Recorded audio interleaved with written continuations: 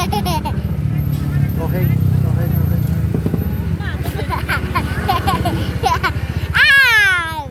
Bab 477 sampai 478. Bab 477. Kamu terlihat sedikit polos. Melihat aura menakutkan itu, Ye Guan menyipitkan matanya. Inilah orang kuat yang menakutkan. Ye Guan mundur ke Ye Nanxing, dan dia menemukan bahwa tujuan kemunduran waktu ini bukanlah untuk membunuhnya, tetapi untuk membunuh Ye Nanxing. Sekarang seluruh kekaisaran Yongye tahu tentang pernikahan Ye Nanxing dengannya. Jika Ye Nanxing terbunuh, aliansinya dengan kekaisaran Yongye akan hancur total. Di bawah tatapan semua orang, ruang dan waktu di atas pria berkulit putih tiba-tiba terbelah, dan kemudian seorang pria paruh baya perlahan keluar. Melihat pria paruh baya ini, ekspresi pria berbaju putih tiba-tiba berubah, dan dia dengan cepat membungkuk hormat, "Tuan Yue Chen." Pria paruh baya bernama Yue Chen tidak memperhatikan pria berkulit putih, tetapi melihat ke arah Ye Guan di bawah dan berkata sambil tersenyum, "Ye Guan." Kamu melirik Yue Chen tanpa berkata apa-apa. Dia tahu bahwa sekte masa lalu telah mengirimkan orang yang benar-benar kuat. Terlebih lagi, ada lebih dari satu, ada banyak aura yang sangat menakutkan dan kuat yang tersembunyi di sekitarnya.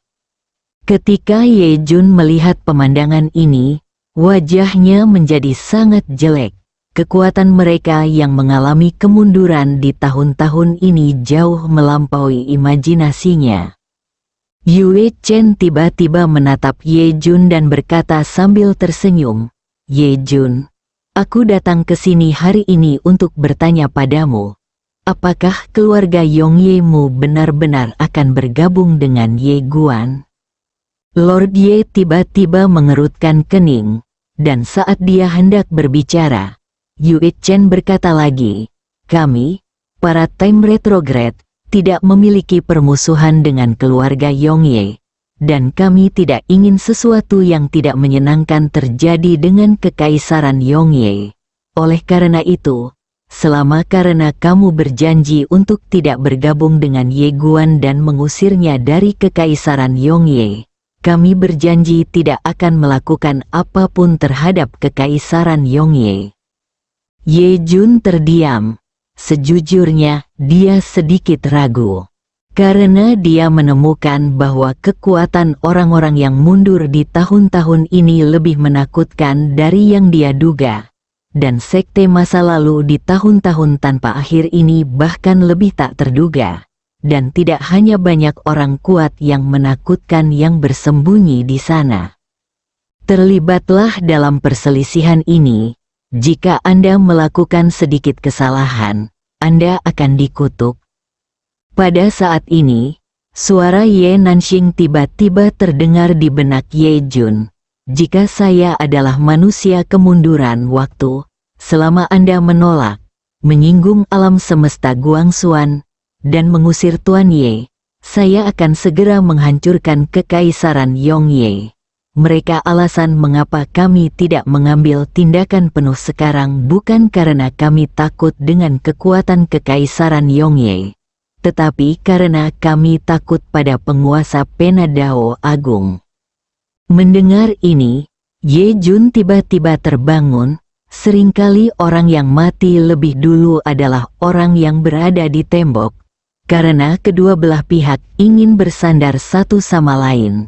Namun, dalam keadaan normal, kedua belah pihak paling membenci orang seperti ini. Setelah membaca ini, Ye Jun menoleh untuk melihat Ye Guan yang berdiri di samping. Ye Guan tersenyum tipis dan berkata, "Saya menghormati keputusan yang mulia Ye Jun." Ye Jun berkata dengan cepat, "Tuan Ye, jangan terlalu banyak berpikir.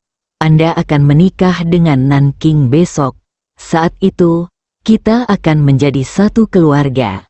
Secara alami kita harus bekerja sama untuk melawan musuh asing. Kamu melirik Ye Jun, mengangguk sedikit, dan tidak berkata apa-apa lagi. Tuan Ye memandang Yue Chen lagi dan berkata dengan ekspresi dingin, "Yang mulia, Kekaisaran Yongye, kami akan maju dan mundur bersama Tuan Ye. Jika Anda ingin mengambil tindakan, silakan lakukan." Ini adalah pernyataan sikap yang lengkap. Mendengar kata-kata Ye Jun, Yue Chen tersenyum tipis, tapi dia tidak marah sama sekali. Dia melirik ke arah Ye Guan, lalu berbalik dan pergi. Aura kuat yang tersembunyi di sekitar tiba-tiba surut seperti air pasang. Ye Guan mengerutkan kening. Para kemunduran kali ini pasti tidak akan menyerah begitu saja. Ye Guan terdiam sambil berpikir. Saat ini, Ye Jun tiba-tiba berkata, "Tuan Ye, kita akan menikah besok, oke?" Ye Guan menarik kembali pikirannya dan melihat ke arah Ye Jun. Ye Jun berkata dengan sungguh-sungguh, "Sejujurnya, ada banyak keberatan di dalam Kekaisaran Yongye kita karena mereka tidak ingin terlibat dalam perselisihan ini. Oleh karena itu, saya memerlukan alasan yang dapat dibenarkan. Tekan beberapa suara oposisi di negara ini." Ye Guan sedikit mengangguk. "Aku tidak punya masalah." Ye Jun mengangguk, lalu menatap Ye Nanxing, berbalik dan pergi. Ye Guan memandang Ye Nanxing dan berkata dengan serius, "Nona Nanxing, mulai sekarang, demi keselamatan Anda, saya harus mengikuti Anda sepanjang waktu." Ye Nanxing sedikit mengangguk. "Ya." Kamu melirik ke dalam kehampaan, bertanya-tanya apa yang dia pikirkan. Pada saat ini, Ye Nanxing tiba-tiba berkata, "Tuan Ye, saya mendengar bahwa tujuan kemunduran waktu itu adalah untuk melepaskan alam jahat, membiarkan bencana alam semesta terjadi sepenuhnya, dan menghancurkan semua makhluk hidup, bukan?" Ye Guan mengangguk. "Ya." Ye Nanxing memandang Ye Guan, "Bencana alam semesta pasti akan terjadi, kan?" Ye Guan mengangguk lagi. Ye Nanxing sedikit bingung, lalu apa gunanya menghentikannya? Ye Guan berkata dengan lembut, "Diperlukan 100 tahun lagi sampai bencana kosmik benar-benar terjadi. Dan dalam 100 tahun ini, jika saya tidak dapat menemukan cara baru, maka saya akan bergabung dengan ahli Penadao untuk menekan semua makhluk hidup dan membiarkan mereka berpencar untuk bercocok tanam, untuk mengembalikan semua sumber daya langit dan bumi yang dijarah ke alam semesta ini. Dan mulai dari generasi berikutnya, semua orang tidak lagi dapat berlatih dan hanya bisa menjadi seorang orang biasa dengan umur kurang dari 100 tahun. Ye Nanxing memandang Ye Guan, "Jika kamu benar-benar melakukan ini, maka di mata semua makhluk hidup, kamu tidak akan berbeda dengan alam jahat." Ye Guan mengangguk. "Ya." Ye Nanxing menggelengkan kepalanya. "Menurutku kamu tidak bisa melakukannya." Ye Guan memandang siang Ye Nanxing. "Kenapa?" Ye Nanxing memandangnya. "Karena kamu bukan orang yang kejam." Ye Guan tertawa. "Nona Nanking, saya telah membunuh banyak orang, dan Anda sebenarnya mengatakan bahwa saya bukan orang yang kejam." Ye Nanxing menggelengkan kepalanya. "Membunuh seseorang bukan berarti kamu kejam." Ye Guan tersenyum dan tidak berkata apa-apa. Gadis dari Nanxing ini menarik. Ye Nanxing berkata, "Tuan Ye, tanyakan pada diri Anda, jika hari itu tiba, apakah Anda mampu melakukannya?" Ye Guan terdiam. "Hilangkan semua makhluk hidup dari kultivasi mereka." Jelas sekali, seseorang harus menolak, cuma bercanda. Seseorang telah berkultivasi seumur hidup, dan jika Anda menghilangkan kultivasinya jika ada perselisihan sedikit pun, siapa yang akan setuju? Bisa dibayangkan pada saat itu, orang-orang di seluruh alam semesta akan berkumpul untuk melawannya. Memikirkan hal ini, Ye Guan tidak bisa menahan diri untuk tidak menggelengkan kepalanya dan tersenyum. Ye Nanxing bertanya lagi, bisakah kamu memikirkan cara yang lebih baik? Ye Guan tidak berbicara, tetapi dia memiliki beberapa pemikiran tentang hal ini. Jika tidak, dia tidak akan berani menyetujui Master Penadao. Namun, tidak ada gunanya mengutarakan pemikiran ini sekarang. Dia harus memiliki kekuatan yang cukup untuk melakukan apa yang ingin dia lakukan. Ye Nanxing berkata lagi, Tuan Ye, Anda sangat berbakat. Jika Anda berlatih dengan konsentrasi, Anda akan mampu melampaui segalanya di masa depan. Tidak peduli itu bencana alam semesta atau apapun, itu pasti tidak akan mengancam Anda. Mengapa Anda repot-repot melakukan tugas yang melelahkan ini? Sesuatu yang menyenangkan. Ye Guan tersenyum dan berkata, aku sebenarnya tidak ingin melakukannya, tapi aku tidak punya pilihan selain melakukannya. Ye Nanxing memandang Ye Guan. Kenapa? Ye Guan tersenyum dan berkata, Nona Nanxing, apakah menurut Anda dunia ini membutuhkan ketertiban? Ye Nanxing menggelengkan kepalanya, saya tidak peduli. Ye Guandao, jika kekaisaran Evernight binasa, apa yang akan kamu lakukan? Ye Nanxing berkata dengan tenang, saya tidak peduli. Ye Guan terdiam. Mengapa gadis ini tidak mengikuti rutinitas? Ye Nanxing memandang Ye Guan, Tuan Ye, apakah Anda melakukan ini untuk semua makhluk hidup atau untuk diri Anda sendiri? Ye Guandao, untuk dirimu sendiri. Ye Nanxing mengerutkan kening. Ye Guan tersenyum dan berkata, aku bilang itu untuk semua makhluk hidup, apakah kamu percaya? Ye Nanxing meliriknya tapi tidak berkata apa-apa. Ye Guan melanjutkan, Nona Nanxing, saya harus mengakui bahwa setiap orang di dunia ini memiliki motif egois. Pasti ada sangat sedikit orang yang tidak mementingkan diri sendiri, tapi bukan berarti tidak ada. Ini seperti menekan alam semesta. Dewa kesengsaraan yang sebenarnya, jika dia tidak menekan kesengsaraan di alam semesta, semua makhluk hidup di alam semesta akan hancur total. Ye Nanxing memandang Ye Guan dan tetap diam. Ye Guan berkata lagi, saya tidak dapat menjamin apapun. Saya hanya bisa mengatakan bahwa saya akan mencoba yang terbaik.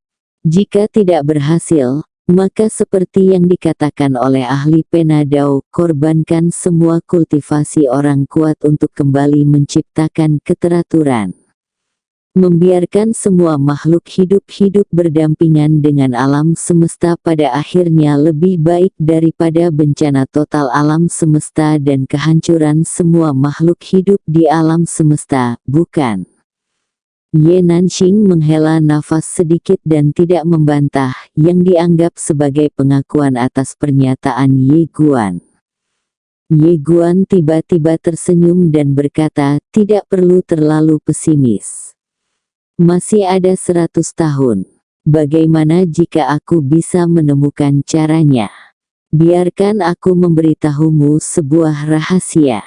Ayahku, bibiku, kakekku, dan seorang kultivator pedang senior, mereka sangat-sangat kuat. Jika saya tidak dapat melakukan apapun nanti, saya akan mengumpulkan mereka semua dan membiarkan mereka membantu menemukan solusi. Berbicara tentang ini, dia sepertinya melihat harapan, dan senyuman di wajahnya menjadi lebih cerah, terutama bibiku, dia sangat kuat. Ye Nanxing melirik Ye Guan, tersenyum dan berkata, saya harap begitu.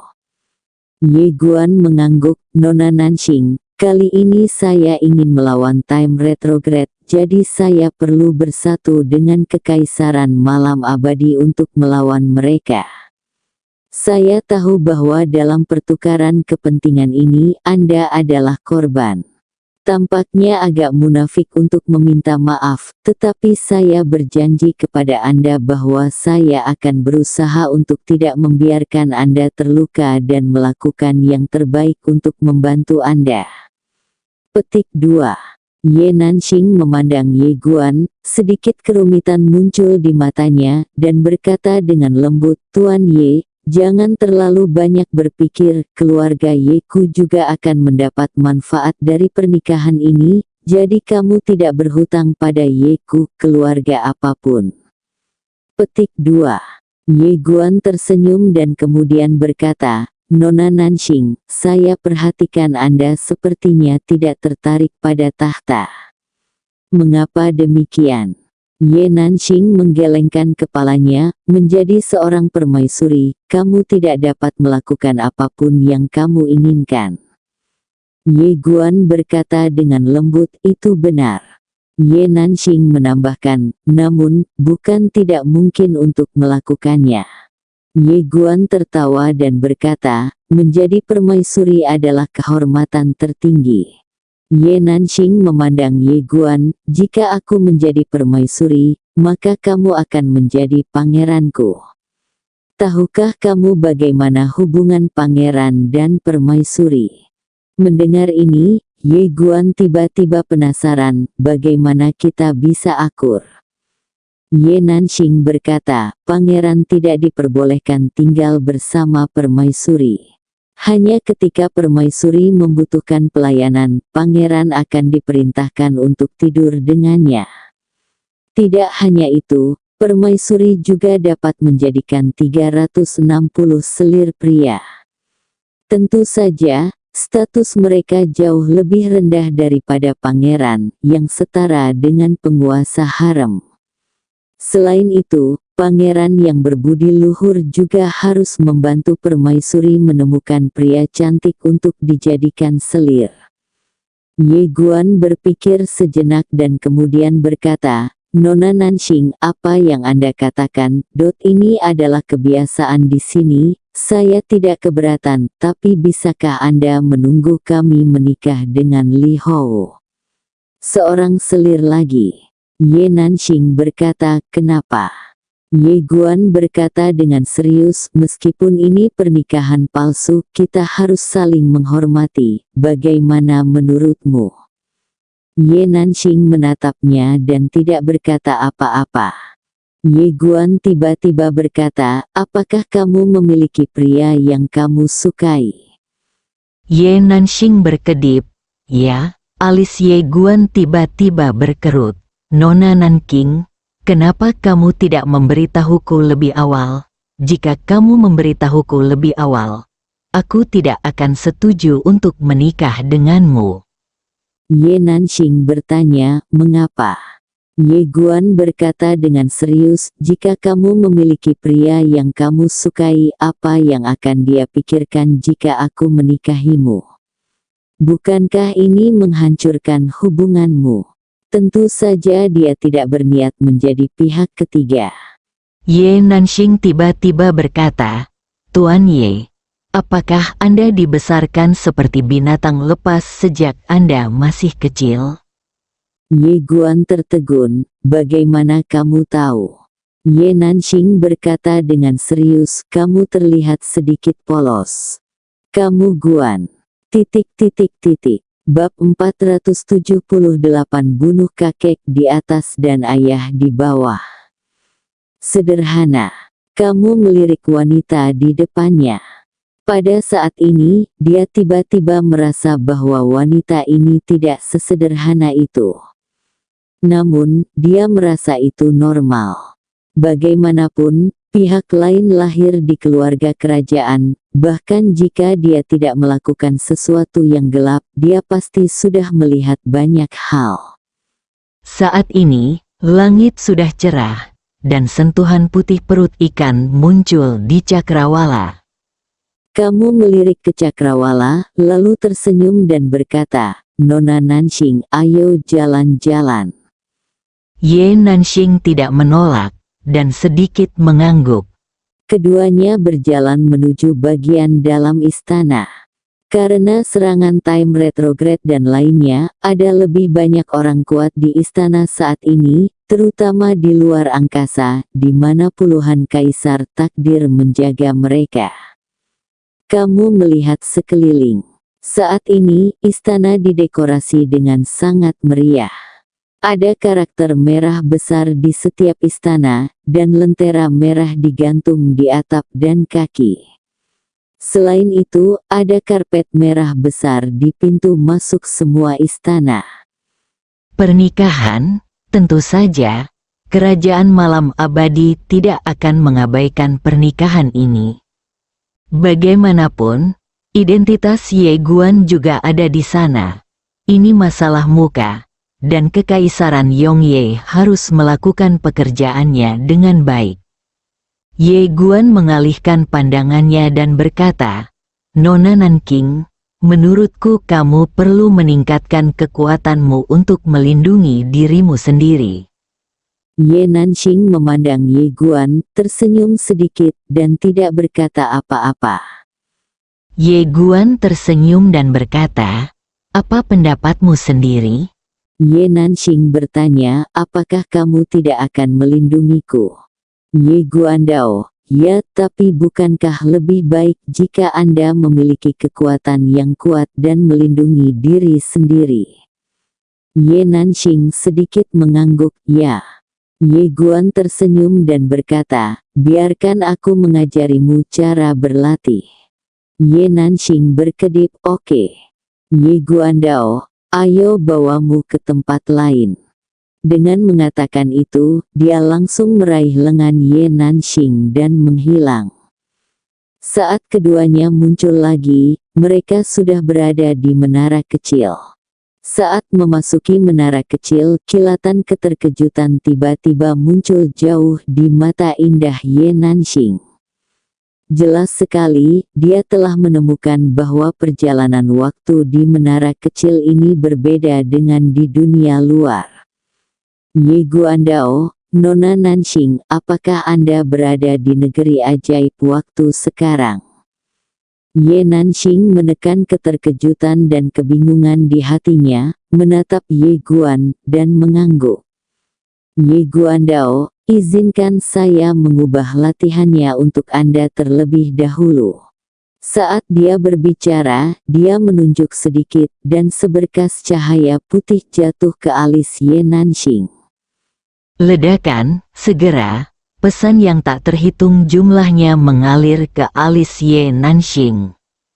Ye Guandao, ini adalah metode kosmologi yang misterius.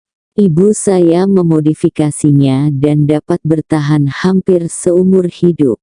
Ye Nanxing sedikit mengangguk, tekniknya luar biasa. Ye Guan tersenyum, lalu mengeluarkan sejumlah spirit yuan dan memberikannya kepada Ye Nanxing. Dan dia sendiri berjalan ke sisi lain dan mulai berlatih. Yang ingin dia coba sekarang adalah melarikan diri ke ruang dan waktu dan melakukan metode superposisi. Melarikan diri ke dalam ruang dan waktu. Saudari Zen telah mengatakan sebelumnya bahwa Anda dapat melarikan diri ke ribuan ruang dan waktu dan melakukan metode superposisi ini dalam ribuan ruang dan waktu pada waktu yang bersamaan. Ribuan inkarnasi. Biarkan ribuan inkarnasi melakukan teknik menggambar pedang di semua alam ruang dan waktu pada saat yang sama, dan kemudian menggunakan karakteristik khusus ruang dan waktu untuk menerapkan teknik menggambar pedang ini. Saya harus mengatakan ide ini sangat keren. Tapi Ye Guan tahu itu akan sangat sulit untuk dilakukan. Namun, dia yakin akan hal itu. Selanjutnya, Ye Guan mulai berlatih dengan gila-gilaan di pantai. Karena Cizen tidak ada, dia harus menjelajahi semuanya sendiri, jadi kemajuannya agak lambat. Di sisi lain, Ye Nanxing melihat sekeliling dengan rasa ingin tahu, dan saya harus mengatakan bahwa dia memang terkejut. Dia baru saja menghitung bahwa tinggal di sini selama 10 tahun hanya setara dengan 1 hari di dunia luar. Ini agak keterlaluan. Kekaisaran malam abadi memiliki fondasi yang sangat dalam dan banyak harta karun, tetapi tidak terlalu menantang surga. Dia tidak berlatih, tetapi datang ke tempat Ye Guan berlatih. Ketika dia melihat Ye Guan berlatih keterampilan pedang, dia langsung menjadi tertarik, lalu duduk di samping dan menyaksikan Ye Guan berlatih. Hari ini, Ye Guan mengenakan jubah hitam, tubuhnya lurus seperti tombak dan pedang, dan dia terlihat sangat energik. Perbaikan pedang. Karena beberapa masalah sejarah di Kekaisaran Yongye, sekarang hampir sulit untuk melihat seorang kultivator pedang di Kekaisaran Yongye. Dan Ye Guan berbeda dari kultivator pedang yang dia bayangkan. Dalam imajinasinya, kultivator pedang pastilah tipe orang pemarah yang berjalan sendirian, berjalan keliling dunia dengan pedang, tanpa rasa khawatir.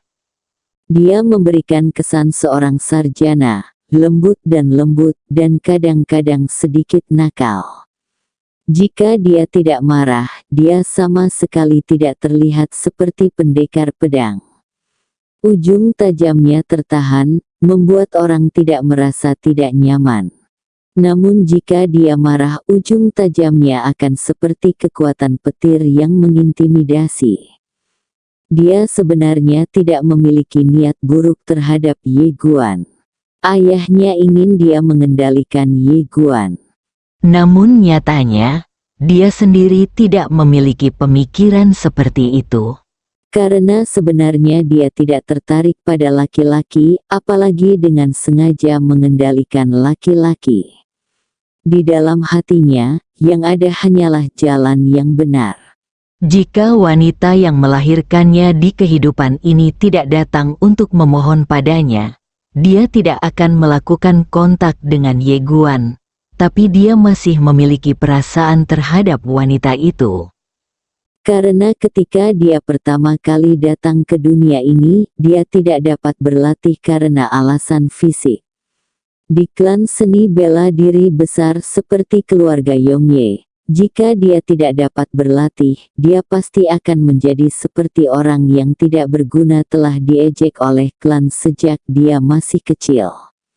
Termasuk ayahnya, ketika dia mengetahui bahwa dia tidak bisa berlatih, dia tidak pernah mengunjunginya lagi. Hanya wanita itu yang tidak pernah menyerah padanya. Itu juga karena wanita itulah dia bersedia tinggal di Kekaisaran Malam Abadi lebih lama lagi. Tentu saja, wanita itu memintanya untuk menikah dengan Tuan Ye karena niat baik. Dia berharap dia bisa mendapatkan bantuan luar negeri yang kuat dari keluarga suaminya. Dengan cara ini, tidak ada seorang pun di Kekaisaran Yongye atau keluarga yang berani mengganggunya lagi. Dia ingin menolak, tapi dia tidak bisa menolak permohonan wanita itu. Dia tidak punya pilihan selain datang dan bertemu pria ini, dan sekarang, setelah menghubunginya, dia sedikit terkejut dengan pria di depannya. Dia adalah orang yang sangat jujur. Saat ini, dia memikirkan adiknya, dia hanya merasa penglihatan adiknya sangat buruk. Jika dia rukun dengan orang di depannya, tak akan mudah dijangkau bantuan luar negeri yang kuat. Sayang sekali saudari ini bersikeras melakukannya. Meskipun pria di depannya biasanya lembut dan mudah bergaul, dia bisa merasakan bahwa pria ini sombong dibandingkan orang lain. Jika kamu memperlakukannya dengan baik, dia akan baik-baik saja. Jika kamu berani sombong padanya, dia akan menjadi sombong darimu. Memikirkan hal ini, Ye Nanxing menggelengkan kepalanya sedikit. Apa yang begitu banyak dia pikirkan? Sudah waktunya dia pergi sekarang. Dia dan dia hanyalah orang yang lewat dalam kehidupan satu sama lain. Bagi para kultivator, orang yang lewat mungkin telah benar-benar dilupakan setelah mereka keluar dari pengasingan. Pada saat ini, suara pedang tiba-tiba datang dari kejauhan, dan kemudian energi pedang terbang menuju laut di kejauhan. Dalam sekejap, luas laut ratusan ribu kaki langsung terbelah menjadi dua pedang ini.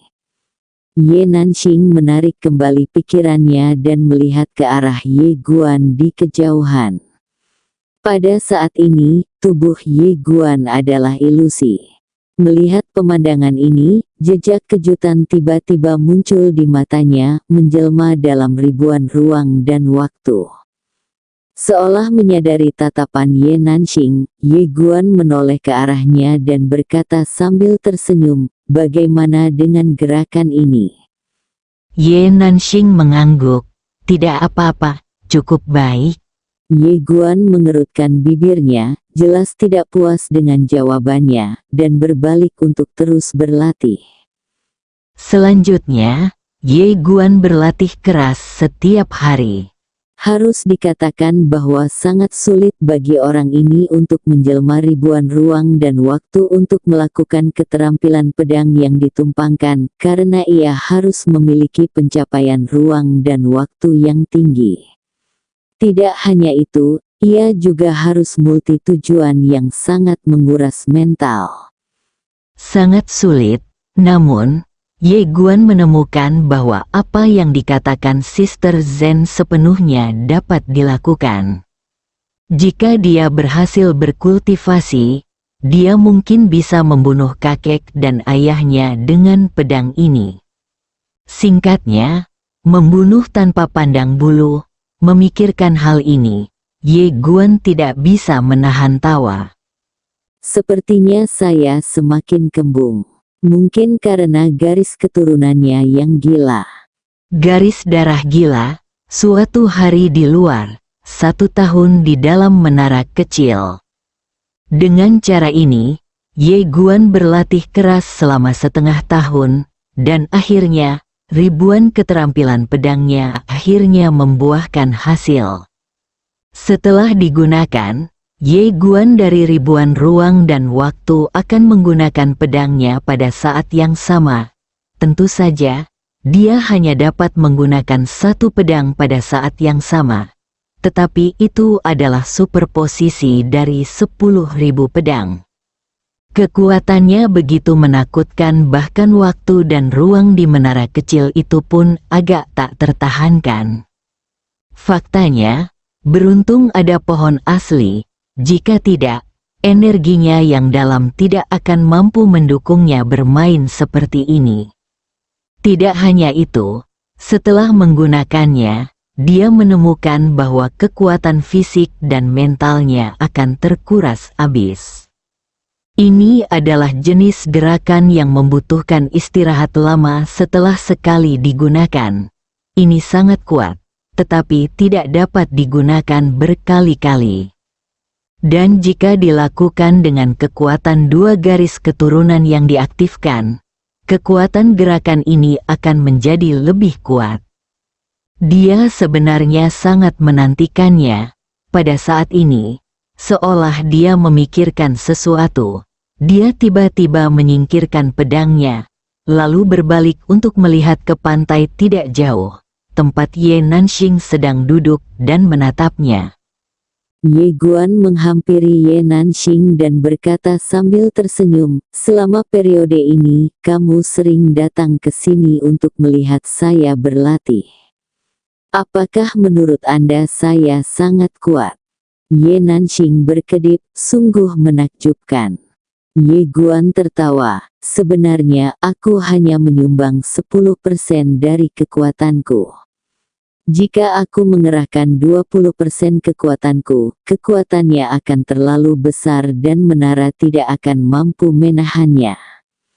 Xiaota, Ye Nanxing mengerucutkan bibirnya dan tersenyum, benarkah? Ye Guan mengangguk, saya biasanya tidak bercanda. Ye Nanxing menggelengkan kepalanya, tersenyum, lalu berkata, apakah kamu masih berlatih? Kamu melihat sekeliling dan kemudian berkata, saya tidak akan berlatih untuk saat ini. Ayo pergi. Ye Nanxing mengangguk. Keduanya meninggalkan menara kecil. Begitu mereka meninggalkan menara kecil, seorang wanita cantik datang di depan mereka. Wanita cantik ini memiliki sikap yang bermartabat dan temperamen yang lembut. Ye Guan tahu bahwa ini adalah ibu Ye Nanxing. Ye Guan membungkuk sedikit, aku sudah bertemu bibiku. Wanita cantik itu memandang Ye Guan dengan senyuman di wajahnya, jangan terlalu sopan.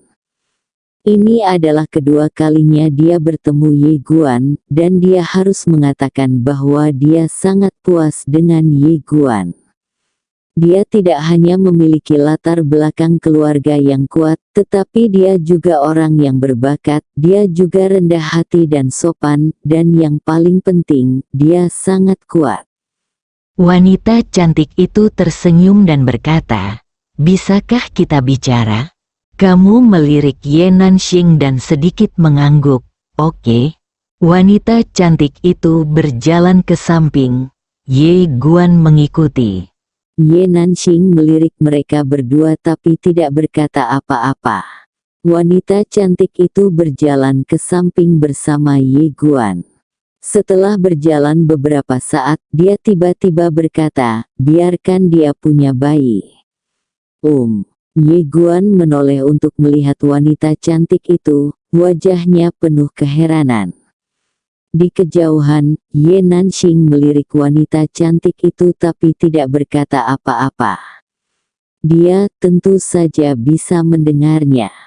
Bagaimanapun, kekuatannya jauh lebih unggul dari mereka berdua.